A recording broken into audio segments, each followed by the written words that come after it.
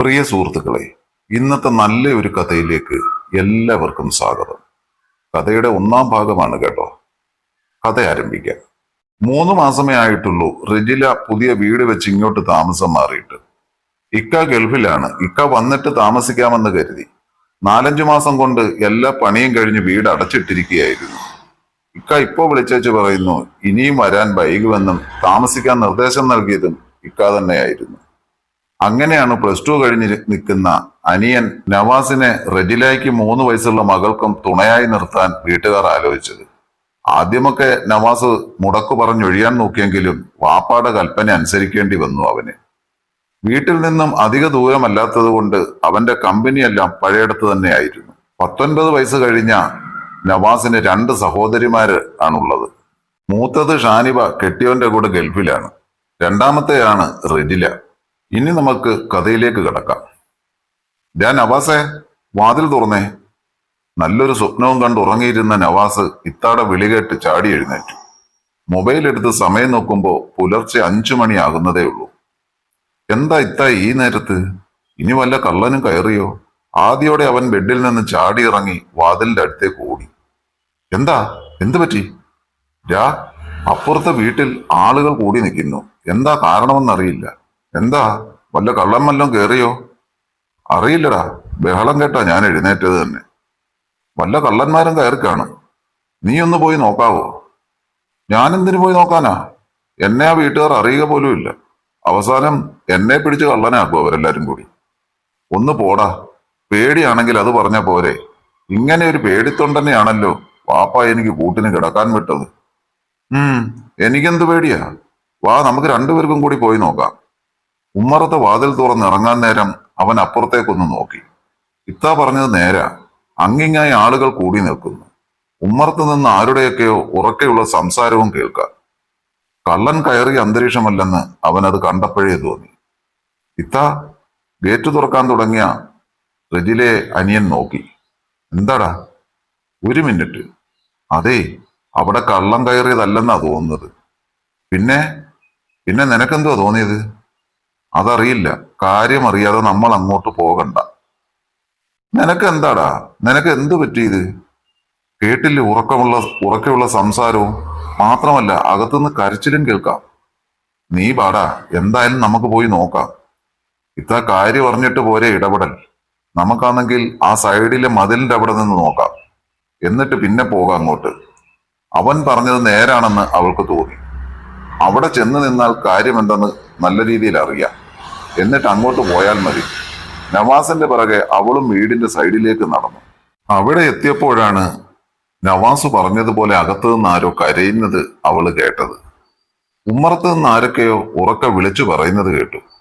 Police സ്റ്റേഷനിൽ വിളിക്കേ, അവർ വന്ന് കൊണ്ടുപോട്ടെ രണ്ടിനെയും. ഇത്താ, ഞാൻ അന്നേരേ പറഞ്ഞില്ലയോ കള്ളനല്ലെന്ന്. ആരാ കരയുന്നത് അവിടെ? അവിടുത്തെ ഇക്കടെ പെണ്ണാകും. എന്തോ പറയാമെന്ന റെജില അവിടുന്ന് ആരോ ഉച്ചത്തിൽ സംസാരിക്കുന്നത് കേട്ട് അങ്ങോട്ട് കാതോർത്തു. എന്റെ മോനെ, നീ വഞ്ചിച്ചല്ലോ ഒരുമ്പെട്ടവളെ. ഈ ഇത്തിരി പോന്ന കുഞ്ഞിനെ അടുത്ത് കിടത്തി നിനക്ക് എങ്ങനെ തോന്നി ഇത് ചെയ്യാൻ? വ്യക്തമായി റെജില അത് കേട്ടതും കാര്യങ്ങളുടെ കിടപ്പോശം അവൾക്ക് മനസ്സിലായി. നാദിറയെ ആരുടെയോ കൂടെ പിടിച്ചിട്ടുണ്ട്. പുതിയ വീട് വെച്ച് ഈ അടുത്താണ് ഇങ്ങോട്ട് മാറിയതെങ്കിലും ആ വീട്ടുകാരോടും പ്രത്യേകിച്ച് അവളോടും നല്ല കൂട്ടായിരുന്നു റെജിലയ്ക്ക്. എല്ലാം തുറന്നു പറയുന്ന കൂട്ടത്തിലായിരുന്നു അവൾ. പക്ഷേ ഇങ്ങനെ ഒരു ബന്ധം മാത്രം അവൾ പറഞ്ഞില്ല. അങ്ങോട്ട് തന്നെ കാതോർത്ത് നിന്ന നവാസിനോട് അവൾ പറഞ്ഞു, മതി മതി, ഇങ്ങ് പോരെ. മതി ഇവിടെ വന്നത്. എന്താ കാര്യം? അങ്ങോട്ട് പോകാഞ്ഞത് നന്നായി. നീ വന്നേ. നിക്കിത്ത, എന്താണെന്ന് നോക്കട്ടെ. നമുക്ക് നോക്കിയാലല്ലേ അറിയാൻ പറ്റൂ. എന്ത് നോക്കാമെന്നാ? കിടന്നുറങ്ങാൻ നോക്ക്. രാവിലെ നിനക്ക് ക്ലാസ് ഉള്ളതാണ്. അത് ശരി. അപ്പൊ ഇത്താക്ക് അറിയണ്ടേ എന്താ പ്രശ്നമെന്ന്? അറിഞ്ഞതൊക്കെ മതിയടാ. പാവം പെണ്ണ്. അവരുടെ വീടിന് മുന്നിൽ ഒരു ടാക്സിക്കാർ വന്നു നിന്നത് കണ്ട് റെജില അങ്ങോട്ടേക്ക് നോക്കി. അതിൽ നിന്ന് ഇറങ്ങി വന്നത് അവളുടെ ഉമ്മയും അനിയനുമായിരുന്നു. കരഞ്ഞുകൊണ്ട് വീടിന്റെ അകത്തേക്ക് പോയ അവർ 2-3 മിനിറ്റ് കൊണ്ട് തിരിച്ചു വന്നു. വരുമ്പോൾ നാദിറയും അവരുടെ കൂടെ ഉണ്ടായിരുന്നു. ഷാൾ തലവഴി മൂടി അവൾ ഇറങ്ങിപ്പോകുന്നത് വേദനയോടെ റെജില നോക്കി നിന്നു. അവർ പോയ ഉടനെ 2-3 പേര് ചേർന്ന് ഒരുത്തനെ അകത്തുനിന്നും വലിച്ചുകൊണ്ടുവന്ന് മുറ്റത്തേക്ക് തള്ളിയിട്ടു. നിലത്തു നിന്ന് എണീക്കാൻ ബുദ്ധിമുട്ടുന്ന അവനെ കണ്ടപ്പോഴാണ് നല്ലതുപോലെ തല്ലിയ ലക്ഷണമുണ്ടെന്ന് മനസ്സിലായത്. ആരാണെന്നറിയാനായിട്ട് റജില ഒന്നുകൂടി കയറി മേലോട്ട് നിന്നു. പടച്ചോനെ, ഇയാളോ? നവാസ് അടുത്ത് നിൽക്കുന്നത് പോലും ഓർക്കാതെ അവൾ ഉറക്കെ പറഞ്ഞു. അയ്യോ ഇത്താ, അത് നമ്മുടെ പറമ്പിൽ പണിക്ക് വരുന്ന സന്തോഷല്ലേ, തമിഴൻ. അവൾ അനിയനെ നോക്കിയതല്ലാതെ ഒന്നും പറഞ്ഞില്ല. സത്യം പറഞ്ഞാൽ എന്താണ് നടന്നതെന്ന് അവൻ ഇപ്പോഴാണ് മനസ്സിലായത്. എന്തായാലും നാദിറ ആ മൊഞ്ചത്തിപ്പണ്ണി തമിഴിനെ കൊണ്ട് ആലോചിച്ചപ്പോ തന്നെ അവനൊരു ഇളക്കം തുടങ്ങി. മതി മതി കാഴ്ച കണ്ടത്, ഇങ്ങി പോരെ, നവാസിനെ നോക്കിയവൾ പറഞ്ഞുകൊണ്ട് വീട്ടിലേക്ക് കയറി. ഇത്താടെ ബെസ്റ്റ് ഫ്രണ്ടല്ലേ, ഒന്ന് വിളിച്ചു നോക്ക്. വിളിക്കാൻ പറ്റിയ സമയം അതല്ല, ഇനി നമ്മൾ കരുതും പോലെ അല്ലെങ്കിലോ? മനസ്സിലായില്ല നീ പറഞ്ഞത്. അല്ലിത്താ, എനിക്ക് തോന്നുന്നില്ല. വാപ്പാടെ പ്രായമുള്ള അതും ഒരു തമിഴൻ, ഇതിലെന്തോ ചതിയുള്ളതുപോലെ തോന്നുന്നു. പിന്നെ എങ്ങനെ അയാൾ ഈ നേരത്ത് അവളുടെ റൂമിൽ വന്നു? നീ നിന്റെ പണി നോക്കി പോ. ഞാൻ പോവാം, നമ്മൾക്കറിയില്ലല്ലോ എവിടുന്നാണ് പിടിച്ചതെന്ന്. നവാസ് അത് പറഞ്ഞു പോയപ്പോൾ അവൾക്കും ചെറിയൊരു സംശയം ഉണ്ടായി. പക്ഷെ ഈ നേരത്ത് അവളെ എങ്ങനെ വിളിക്കും? ആ, എന്തായാലും നേരം വെളുക്കട്ടെ. പോയി കിടന്നിട്ട് റജിലേക്കും ഉറക്കം വന്നില്ല. രാവിലെ കുളിച്ചൊരുങ്ങി നവാസ് കോളേജിൽ പോകാൻ നേരം റജിലയോട് ചോദിച്ചു, ഇത്താ വല്ലതും അറിഞ്ഞോ? ഇല്ലടാ. ഇത്താ വിളിച്ചില്ലേ? ഇല്ല. വിളിച്ചു നോക്കാമായിരുന്നല്ലോ. നിനക്കെന്തിന്റെ കേടാ? നീ പോകാൻ നോക്ക്. ഫ്രണ്ടാണത്രേ, ഫ്രണ്ട്. വ്യാ. തന്നെ അടിക്കാൻ ഇത്ത കയ്യോങ്ങി വരുന്നത് കണ്ടപ്പോൾ ചാടി എഴുന്നേറ്റ് അവൻ ഓടി. എന്നെ അടിക്കത്തില്ലെന്നും ചീത്ത വിളിക്കത്തില്ലെന്നും പറഞ്ഞ ഞാൻ ഇങ്ങോട്ട് വന്നത് ഇവിടെ നിൽക്കാൻ. വല്ലതും കാണിച്ചാൽ ഞാൻ എന്റെ പെട്ടിയെടുത്ത് സ്ഥലം വിടുവേ, പറഞ്ഞേക്കാം. അത് കേട്ടപ്പോ അവളൊന്ന് അയഞ്ഞു. ഇവൻ നിന്നില്ലെങ്കിൽ ഇക്കാട് ഉമ്മാടെ അനിയത്തെ നിർത്താമെന്ന് ഇക്കാ പറഞ്ഞിരുന്നു. ആ തള്ള വന്നു കഴിഞ്ഞാൽ അത് ഉറങ്ങുമ്പോഴും തിന്നുമ്പോഴും മാത്രം വായ പൂട്ടിവെക്കുന്ന അതിനെ റജിലേക്ക് തീരെ ഇഷ്ടമല്ലായിരുന്നു. എന്നാ ഞാൻ ഇറങ്ങട്ടെ. എന്തെങ്കിലും കാരണം കിട്ടാൻ കാത്തിരിക്കുന്നവനാ അവൻ. താൻ വല്ലതും പറഞ്ഞ ആ നിമിഷം പോകുമെന്ന് അവൾക്ക് അറിയാമായിരുന്നു.